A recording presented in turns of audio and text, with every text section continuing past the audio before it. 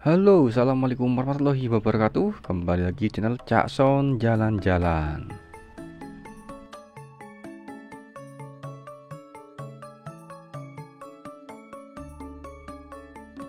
Oke guys, sore ini sekarang saya lagi ada di salah satu desa di Probolinggo. Ya, Probolinggo itu salah satu kabupaten yang ada di Jawa Timur. Tepatnya ya ada di julukan Tapal Kuda. Di sini banyak orang pakai bahasa Madura ya, karena di sini memang suku Madura meskipun ada di Pulau Jawa. Jadi banyak bilang ini adalah Madura swasta. Nah, teman-teman mungkin ada yang menanyakan, oh ini kok kameranya ada di samping kok nggak di depan? Iya, karena ini saya lagi bareng sama rombongan dari Kemendes Pusat yang lagi survei tanah atau lokasi di sekitar sini. Ini hari pertama, calon lokasi pertama yang disurvei pakai drone. Besok masih ada lagi, dan untuk apa ya saya kurang tahu detailnya karena mereka hanya order untuk ambil foto visual saja. Nah oke, itu hanya selain pandang mengapa saya ada di sini. Saya akan jelaskan ini tuh namanya desa. Saya nggak tahu apakah desa apa dusun ya. Namanya Desa Tegal Pao, daerah Curah Temu, Kota Anyar, Probolinggo. Nah ini kalau kita lihat di sebelah kanan itu ada sebuah bukit. Kalau orang Maduranya tuh bilang ya Nongkunongan. Nongkunongan tuh atau gunung ya. Sebenarnya orang Madura tuh sering bilang bukit tuh gunung, wis pukul rata pokoknya kayak gundukan tuh ya gunung. Nah itu di balik bukit tersebut itu ada PLTU Python. Nah, mungkin buat kalian yang sering melakukan perjalanan lintas Pantura, Jawa ke Bali, itu pasti akan melewatin PLTU pembangkit uap tenaga, ya pembangkit listrik tenaga uap di Python. Kalau malam itu kan gelap banget. Nah, itu saking gelapnya, ya gelap, suasana sekitar tuh gelap banget. Tapi ketika udah nyampe di sana itu terang banget dan ikonik ya. Jadi banyak teman yang lewat sana tuh sering mengabadikan lewat storynya atau diposting di foto karena kayak kota di dalam desa. Nah itu hanya selain pandang. Jadi di sekitar sini tuh sebenarnya daerah sini adalah di dekatnya PLTU Python teman. Nah by the way Tegal Pau sendiri, meskipun saya nggak nanya sama orang lokal kenapa kok dinamakan Tegal Pau, tapi Tegal Pau tuh itu bahasa Madura teman. Karena saya juga bisa bahasa Madura, jadi saya mau mengartikan Tegal Pau itu artinya Tegal itu adalah halaman atau kebun ya, atau kayak lapangan. Tegal. Kalau orang Madura tuh bilang Tegal itu lapangan. Di mana? Tegal, ya Tegal aja. Nah, jadi Tegal itu adalah lapangan, Pau itu adalah buah mangga. Jadi kalau digabung ya Tegal Pau tuh bisa kebun mangga atau lapangan mangga. Ya pokoknya seperti itu. Mangga Probolinggo pun juga terkenal karena besarnya, enaknya dan manisnya mangga Probolinggo. Nah, di sini ada dua mobil, teman-teman ya. Mobil pertama sama mobil kedua yang saya naikin ini kebetulan saya naik unit Pajero Sport Dakar yang terbaru, jadi agak sedikit tinggi ya. Ini sorry saya nggak bisa menampilkan dari depan karena memang ya di depan ada klien. Sebenarnya saya bawa suction cup untuk naruh GoPro di kaca, cuman ya gak enak. Oke, ini hanya selain pandang nanti kenapa kok kameranya di samping ya, itu karena saya nggak enak sama klien. Nah mungkin dari penonton yang nonton video ini, apakah ada yang dari desa sini atau mungkin pernah ke sini, silahkan tulis di kolom komentar di bawah teman ya.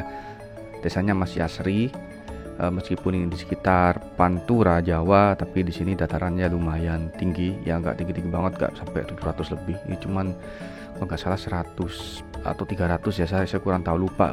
Saya ngukur pakai jam ketika berangkatnya, tapi ketika pulangnya saya lupa. Pokoknya ada di angka ratusan mdpl, tapi nggak sampai 500 lebih karena di sini bukan gunung, cuman ya kayak nanjak-nanjak dikit. Nah ini ya seperti biasa di pedesaan ya, gak ada yang pakai helm. Dan di sini klien saya kan dari Jakarta. Jadi ketika ada ngomong sama orang Madura, saya yang ngomongin karena saya yang paham. Tapi di sini ada salah satu di mobil depan kalau nggak salah itu ya, ada kayak orang dari kadesnya atau apa dari pemilik lahan itu, ada yang ikut satu untuk nunjukin jalan. Nah, ya beliau orang asli sini. Jadinya biasa aja, tetap ada yang membantu komunikasi. Karena beberapa orang desa itu yang dari pelosok Madura atau pelosok Madura di Jawa itu kebanyakan mereka kurang sedikit paham bahasa Indonesia, kebanyakan, nggak semuanya. Nah, karena apa ya, banyak sekali ketika ada kayak saya proyek ke pelosok di Bangkalan, proyek tower dan lain-lain, itu mereka nggak bisa pakai bahasa Indonesia, bingung mau jawabnya tuh bingung, akhirnya iya, jadi kayak bahasa isyarat. Nah memang harus ada orang lokalnya sendiri, tapi mereka ya baik-baik dan ramah teman. Cuman karena sehari-hari tidak bergaul dengan orang yang pakai bahasa Indonesia, mereka pakai bahasa Madura kromo atau bahasa Madura yang halus, kayak orang Jawa tuh bahasa Jawa kromo inggil ya. Mereka menghargai tamu, tapi memang perawakannya agak kasar, kayak dalam artian mau kemana itu. Tapi sebenarnya enggak. Ketika kita jawab, oh anu pak, saya mau ke ini desa ini, gimana jalannya gimana? Oh iya ya pak, tak kasih tahu jalannya. Cuman kesannya aja sih kayak keras, tapi sebenarnya enggak. Berapa kali saya nyasar masuk ke pelosok-pelosok ketika ada kerjaan itu, ya alhamdulillah sampai dianterin, itu memang baik kan. Cuman ya yang ada berniat buruk juga ada, tapi kebanyakan mereka baik-baik. Nah ini suasana asli desanya seperti ini teman ya, benar-benar asri ya. Ini rumahnya. Kebanyakan kalau di Madura itu, saya nggak tahu kalau di Madura swasta yang kayak Probolinggo, Lumajang dan lain, apakah menganut rumah tanian lanjeng atau tanian lanjeng tuh tanian itu halaman, lanjeng itu panjang, jadi halamannya tuh panjang. Jadi di rumah itu ada banyak sekali saudara-saudara atau keluarganya yang tinggal di pekarangan itu. Katakan mulai dari mbahnya punya anak, om, tante, ibu dan lain-lain itu tinggal di situ. Nanti cicit-cicitnya itu ada di situ semua. Jadi intinya satu keluarga tuh dikumpulin di satu halaman itu dan ada satu musola biasanya. Nah, kalau di Madura swasta saya kurang tahu apakah demikian ya. Tapi kalau di Maduranya, di Pulau Maduranya terutama di pelosok, di kota tuh udah nggak ada ya, di kota udah nggak ada. Jadi adanya di pelosok itu mereka masih pakai rumah tanian lanjeng. Nah ini kalau perjalanan pulang, oh ya by the way teman-teman, lupa saya bilang, ini perjalanan pulang dari atas menuju ke bawahnya ini menurun. Nah kalau perjalanan dari Pantura ke sini itu naik ya. Ini masih jauh dari Pantura teman, mungkin kurang setengah perjalanan lagi ya. Jalannya kecil banget ini. Kalau papasan mobil tuh susah. Jangankan mobil, papasan mobil aja, ini mobil Pajero harus sedikit minggir ya. Di sini banyak sekali warga-warga yang melintas sore hari mungkin pulang ke rumahnya, tapi rumah ini jarang-jarang teman ya. Bisa dilihat dari sepanjang tadi kita start. Ini ada lapangan voli, banyak sekali voli di sini ya. Ini voli lagi, tadi voli, ini voli lagi di bawah. Oke, kita belok kiri. Nah, tuh sebenarnya kalau kita naikin drone nggak sampai 100 meter sih. Ya paling sekitar 70 meter, 100 meter ya oke lah. Itu udah kelihatan laut Panturanya. Makanya ini menurun terus ya. Oke, kita lanjut terus perjalanannya. Ini tegal-tegal atau sawah yang belum ditanam. Nah untuk kecamatan Paiton sendiri yang ada di sini ini itu kecamatan yang paling pojok terakhir di Kabupaten Probolinggo. Habis dari Paiton itu langsung berbatasan dengan Situbondo atau Besuki. Nah jadi ketika kita sudah melewati PLTU Paiton, di situ nanti kita akan menjumpai hutan lindung kayak hutan mangrove atau hutan lindung Tampora. Nah setelah Tampora itu baru kita masuk ke Besuki. Besuki itu kecamatan yang sebenarnya masuk Kabupaten Situbondo, sama kayak Kertosono teman ya. Jadi kotanya tuh rame, punya alun-alun sendiri sama kayak Kertosono, sama kayak ya mungkin Mojo Agung ya, punya alun-alun sendiri. Nah terus kemudian baru ke Situbondo. Jadi kalau mau ke Bali dari sini masih jauh teman, masih kurang ya setengah perjalanan lagi. Kalau kita startnya dari Surabaya masih jauh sekali. Ini kalau kita tarik garis lurus Paiton sini, titik kita ini kalau kita tarik lurus ke Madura tuh sama kayak ke Pamekasan ya, Kabupaten Pamekasan, kota Pamekasannya.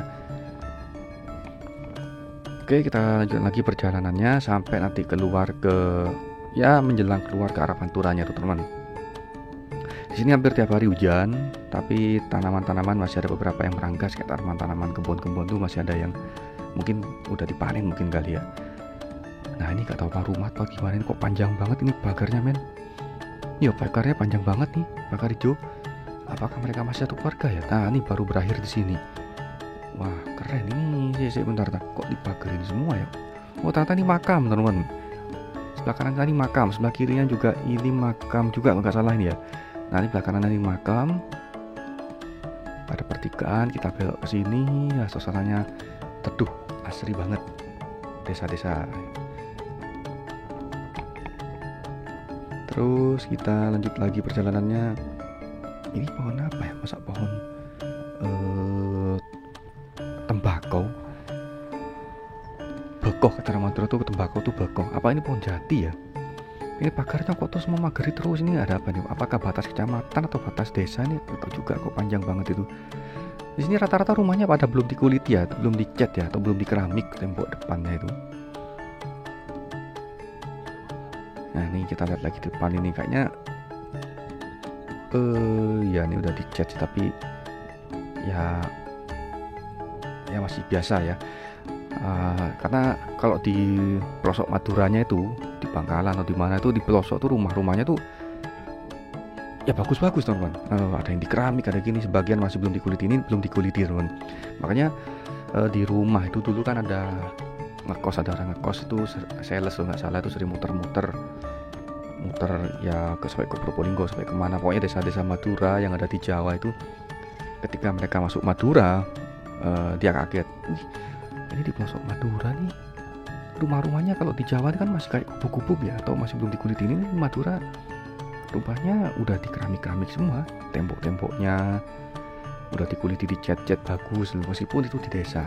Mereka sampai heran ya yang ngekos ya, ini kalinya keren teman. Nah ini by the way ada sutet besar banget, ini banyak sutet di sini karena memang sudah dekat dengan PLTU Paiton. Nah sutet ini terus sampai ke arah sana Lumajang, Jember sana itu teman, melintasi sekitar Gunung Argopuro.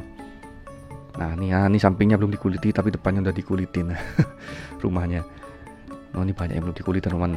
Ya semoga nanti mereka punya rezeki ya untuk mengulitin, kasih kulit bangunan rumahnya, karena masih banyak banget yang belum dikulitin nih. Sutetnya sutet besar nih. Ini kayaknya karena sutet PLTU yang ke arah ke Pasuruan kayaknya. Karena nggak mungkin kalau lewat pinggir jalan itu kebanyakan banyak bangunan-bangunan, jadi kebanyakan sutet-sutet itu lewat desa teman, lewat sawah-sawah ya. Ini sebelah kanan kita banyak banget rumah yang masih belum dikuliti. Ini suasananya asri banget di sini teman.